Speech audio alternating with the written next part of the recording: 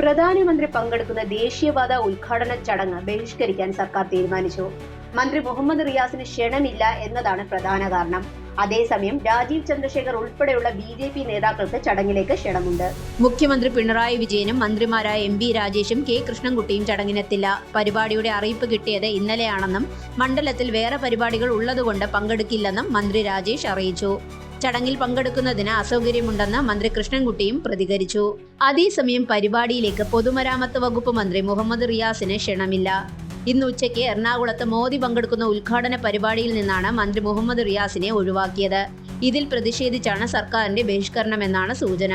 അതേസമയം BJP സംസ്ഥാന അധ്യക്ഷൻ രാജീവ് ചന്ദ്രശേഖറും കേന്ദ്രമന്ത്രി ജോർജ് കുര്യനും അടക്കമുള്ളവരെ ചടങ്ങിൽ ഉൾപ്പെടുത്തിയിട്ടുണ്ട്.